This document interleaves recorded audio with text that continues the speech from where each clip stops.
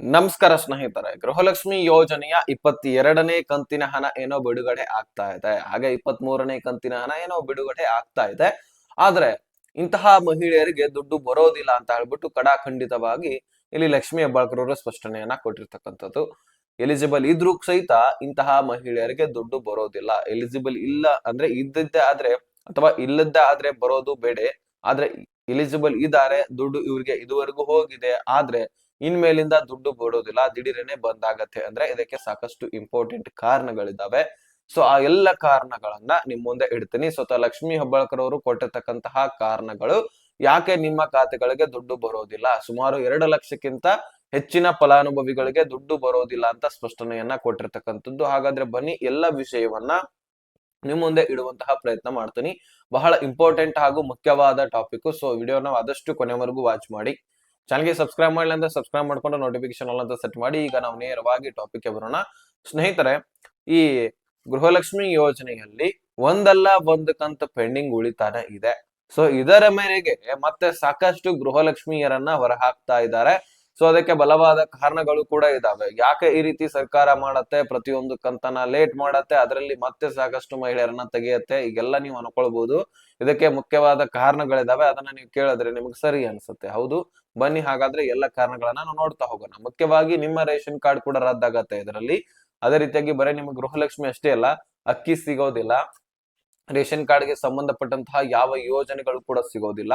ಈ ಆಯುಷ್ಮಾನ್ ಕಾರ್ಡ್ ಆಗಿರ್ಲಿ, ಇಂತಹ ಸಾಕಷ್ಟು ಯೋಜನೆಗಳಿದಾವೆ ಕೇಂದ್ರ ಹಾಗೂ ರಾಜ್ಯ ಸರ್ಕಾರದಿಂದ. ಈ ಯಾವ ಯೋಜನೆಗಳು ಕೂಡ ನಿಮಗೆ ದೊರಕುವುದಿಲ್ಲ.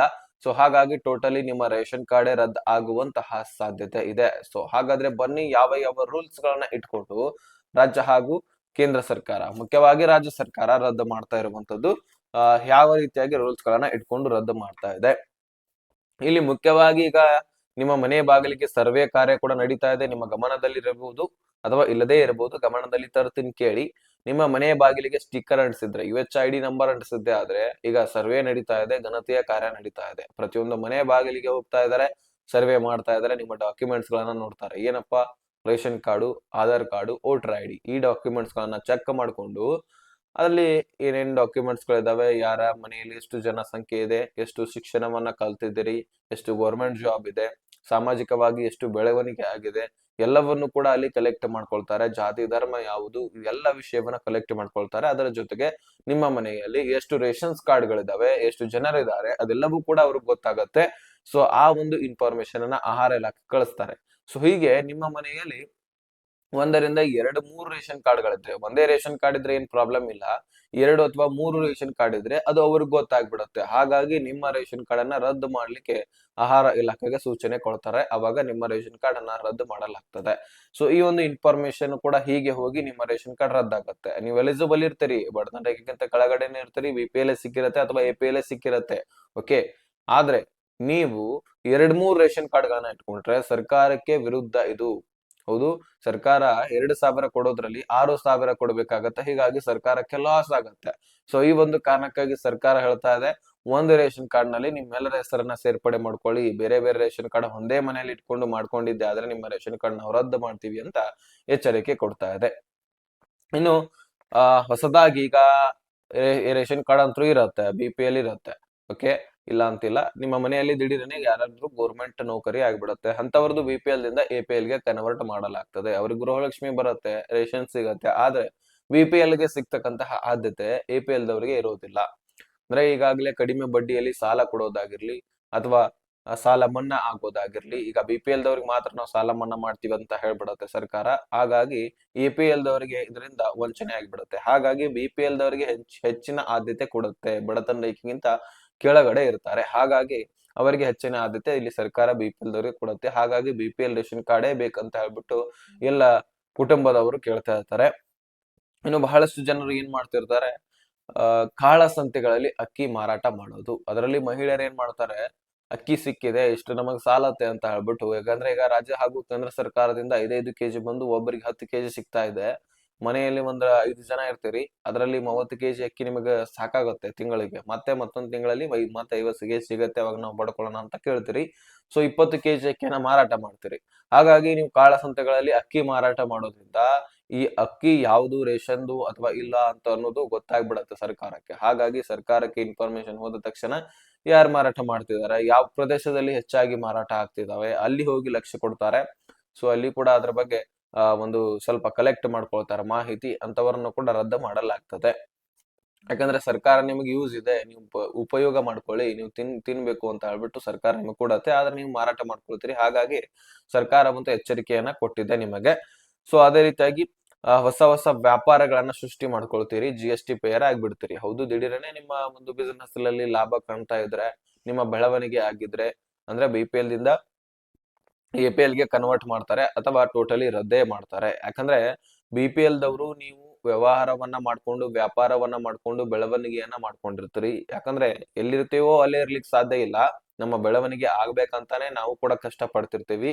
ನಾವು ಒಂದ್ ರೇಂಜ್ ನಲ್ಲಿ ಬರ್ಬೇಕು, ನಾವು ಸಮಾಜದಲ್ಲಿ ದುಡ್ಕೊಂಡು ತಿನ್ಬೇಕು, ನಮ್ಮ ಯೋಗ್ಯತೆ ತಕ್ಕಂಗೆ ನಾವು ಕೂಡ ಇರಬೇಕು, ಹಾಗೆ ಹೀಗೆ ಅಂತ ನಾವು ಸರ್ಕಾರಿ ನೌಕರಿ ಹಿಡಿಬೇಕು, ಹಾಗೆ ಹೀಗೆ ಅಂತ ಪ್ರಯತ್ನ ಮಾಡ್ತಿರ್ತೀವಿ. ಹಾಗೆ ಒಂದು ವ್ಯಾಪಾರ ಸೃಷ್ಟಿ ಮಾಡ್ಕೊಂಡು ಒಂದು ಲಾಭದಾಯಕ ಉದ್ಯೋಗವನ್ನ ಮಾಡ್ಕೊಳ್ತಾ ಇರ್ತೀವಿ. ಅಂತದ್ರಲ್ಲಿ ಬೆಳವಣಿಗೆ ಆಗಿರುತ್ತೆ. ಹಾಗಾಗಿ ನಿಮ್ಮ ರೇಷನ್ ಕಾರ್ಡ್ ಕೂಡ BPL ದಿಂದ APL ಗೆ ಕನ್ವರ್ಟ್ ಆಗತ್ತೆ.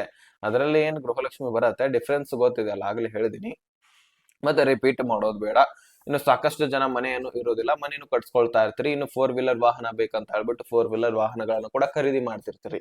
ದಿಢೀರನೆ ನಿಮ್ಮ BPL ಕಾರ್ಡ್ APL ಗೆ ಕನ್ವರ್ಟ್ ಆಗುತ್ತೆ. ಯಾಕಂದ್ರೆ ನಿಮ್ಮ ಮಾಹಿತಿ ಸಾರಿಗೆ ಇಲಾಖೆದಿಂದ ಆಹಾರ ಇಲಾಖೆ ಕಲೆಕ್ಟ್ ಮಾಡ್ಕೊಂಡಿರುತ್ತೆ. ಹೌದು, ನಿಮ್ಮ ಹತ್ರ ವೈಟ್ ಬೋರ್ಡ್ ಕಾರ್ ಇದ್ರೆ ನಿಮ್ಮ ರೇಷನ್ ಕಾರ್ಡ್ BPL ದಿಂದ APL ಗೆ ಕನ್ವರ್ಟ್ ಆಗುತ್ತೆ. ಯೆಲ್ಲೋ ಬೋರ್ಡ್ ಕಾರ್ ಅಂತ ಬರುತ್ತೆ. ಇದರಲ್ಲಿ ಏನಪ್ಪಾ ಅಂದ್ರೆ, ಯೆಲ್ಲೋ ಬೋರ್ಡ್ ಕಾರ್ಡ್ ಮತ್ತು ವೈಟ್ ಬೋರ್ಡ್ ಕಾರ್ಡ್ ಇರ್ತಕ್ಕಂತಹ ಡಿಫ್ರೆನ್ಸ್ ಏನಂದ್ರೆ, ವೈಟ್ ಬೋರ್ಡ್ ಕಾರ್ಡ್ ಸ್ವಂತ ಉಪಯೋಗಕ್ಕಾಗಿ ಪರ್ಸನಲ್ ಯೂಸ್ ಮಾಡೋದಕ್ಕೋಸ್ಕರ ವೈಟ್ ಬೋರ್ಡ್ ಕಾರನ್ನ ಪಡ್ಕೊಳ್ತಾರೆ.